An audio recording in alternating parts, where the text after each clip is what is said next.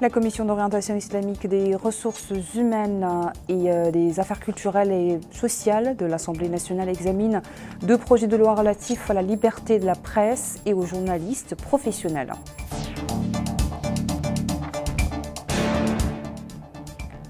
Lancement à Rosso de la 13e édition du colloque annuel sur la sira du prophète Mohammed, paix et salut sur lui.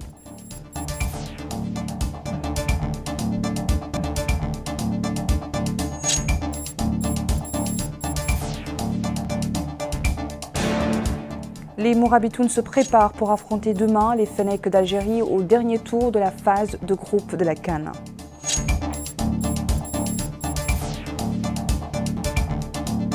Bonsoir et merci de joindre à nous pour ce journal. La présidence de la République a annoncé que par décret publié ce lundi, Taha Ahmed Mouloud est nommé conseiller à la présidence de la République. Je vous le disais dans les titres, la Commission d'orientation islamique des ressources humaines et des affaires sociales et culturelles de l'Assemblée nationale a consacré sa réunion tenue lundi à l'examen de deux projets de loi relatifs à la liberté de la presse et aux journalistes professionnels. La réunion était présidée par le député Zeyn Abedine Tolba, vice-président de la Commission. Prenant la parole devant la Commission, le ministre de la Culture, de la Jeunesse, des Sports et des Relations avec le Parlement, Ahmed Sid Ahmed Djeh, a passé en revue les projets de loi subventionnés. Il souligne leur importance dans la définition des statuts des journalistes professionnels, la réforme et le renforcement des cadres juridiques et réglementaires du secteur des médias et de la communication. Le président du mécanisme national pour la prévention de la torture, Bekay Abdelmalek, a visité ce matin en compagnie du wali adjoint de la wilaya du Gidi Maha, Sidi Mohamed Ali Suleiman, la prison plutôt centrale de Sidi Babi et les commissariats de police dans le cadre d'une tournée qu'il effectue actuellement dans les wilayas de la vallée.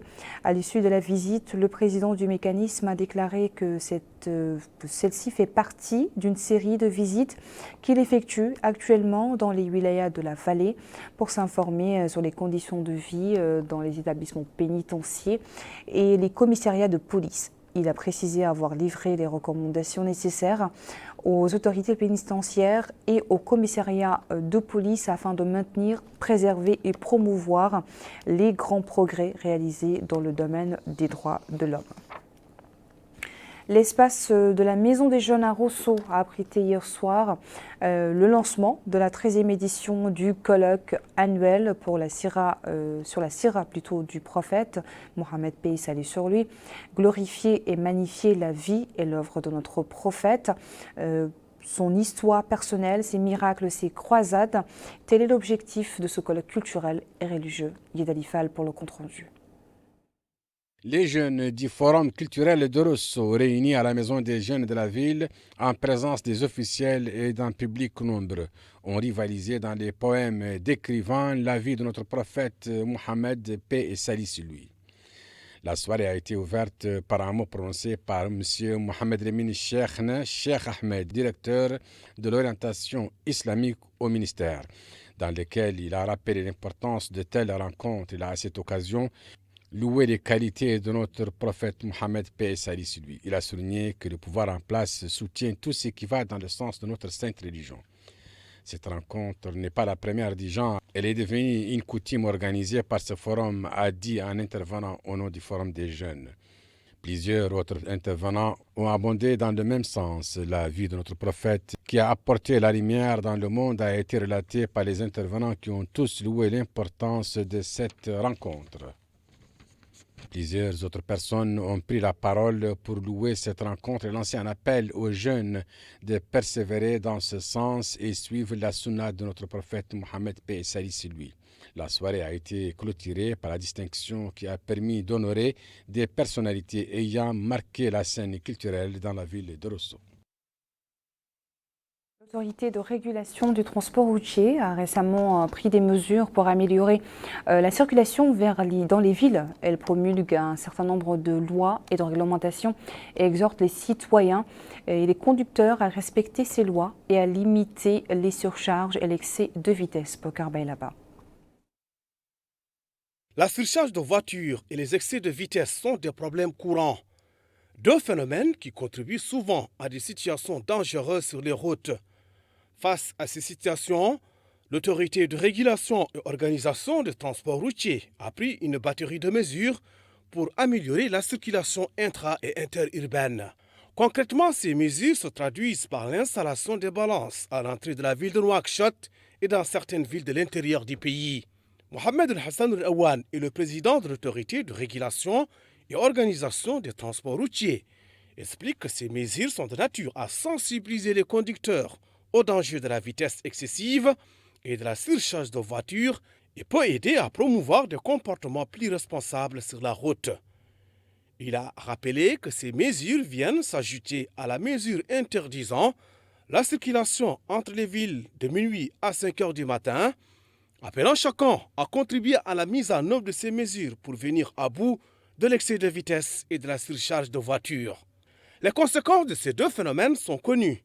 Un nombre de véhicules sur les routes peut entraîner des embouteillages et des retards importants. Un trafic excessif peut accélérer l'usure des routes, nécessitant ainsi des réparations plus fréquentes, et cela peut également augmenter le risque d'accident. D'ailleurs, les citoyens s'accordent à affirmer que l'État doit être ferme dans la lutte contre les contrevenants à ces mesures et s'employer constamment pour le respect du code de la route. En somme, la sensibilisation et l'éducation restent l'approche la mieux partagée pour promouvoir des comportements plus responsables sur la route. Page sportive dans ce journal avec les Morabitoun. Notre 11 national affronte demain, mardi 23 janvier à 21h TU, les Fennecs d'Algérie au dernier tour de la phase de groupe de la CAN. Même s'ils ont perdu à la fois devant les étalons du Burkina Faso et les Panthères noires de l'Angola, les Morabitoun n'ont pas été éliminés de la CAN et peuvent, s'ils gagnent demain devant les adversaires algériens, se qualifier dans le classement des meilleurs troisièmes. Bokar Baylaba. L'équipe nationale de football El Mourabitoun jettera toute sa force demain pour espérer se qualifier pour le tour suivant en Coupe d'Afrique des Nations en affrontant les Fennecs d'Algérie à partir de 20h au stade de Bouaké. Et en prélude à ce match, le sélectionneur national, Amir Abdou, était face à la presse pour expliquer l'enjeu de ce match. Et selon lui, l'équipe est prête à tous égards, mais surtout à enregistrer sa première victoire en Coupe d'Afrique.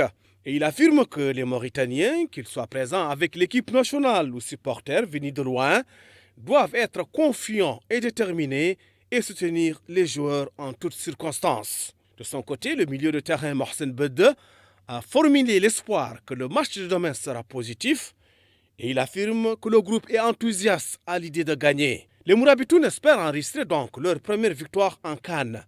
Le staff technique abordera ce match très sérieusement avec l'équipe type. Et en définitive, les Mourabitoun ne comptent pas capituler sans se battre.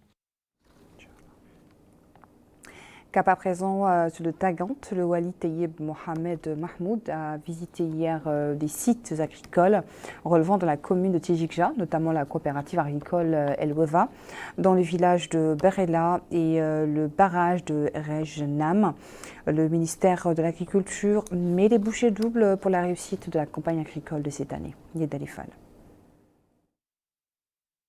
Le Wali du Tagant, M. Tayyib Mohamed Mahmoud, a visité des sites agricoles relevant de la commune de Tijikja. Il a notamment visité la coopérative agricole El Wava dans le village de Berla et le barrage de Grjnam. C'était la première étape d'une visite que le Wali doit effectuer dans ces périmètres. Le Wali a indiqué que cette visite s'inscrit dans le cadre du suivi permanent des agriculteurs pour s'informer sur les problèmes qu'ils rencontrent et qui lui permettra de prendre connaissance des efforts déployés par l'État au cours de la campagne agricole cette année. Il a ajouté que les crises que connaît le monde actuellement et qui ont influencé sur la situation économique de tous les pays nous imposent tous d'œuvrer pour la réalisation de l'autosuffisance alimentaire. précisant que le gouvernement, sur l'instruction du président de la République, M. Mohamed Cheikh Ghazouani, a œuvré pour rendre disponibles tous les moyens nécessaires à la disposition des agriculteurs, dans le but de faire réussir la campagne agricole.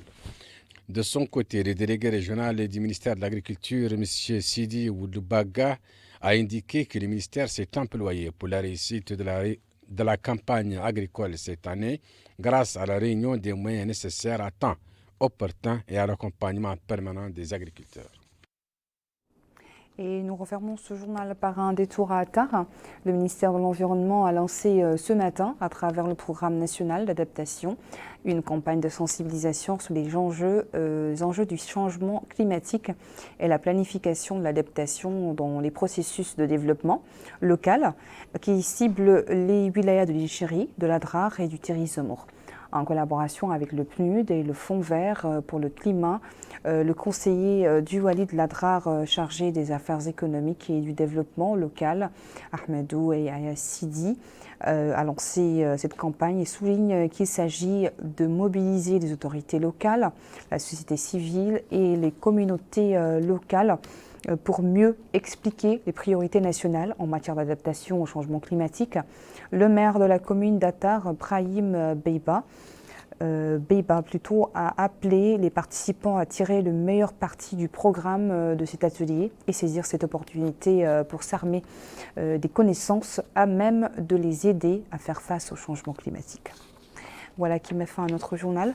Merci à vous de nous avoir suivis. Le rappel des titres à la une.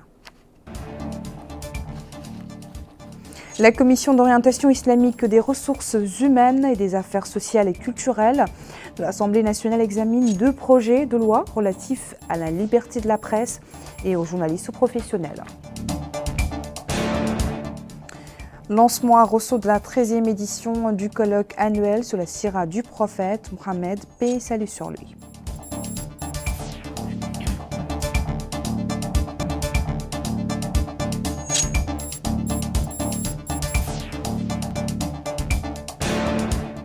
Les Mourabitoun se préparent pour affronter demain les Fennecs d'Algérie au dernier tour de la phase de groupe de la CAN.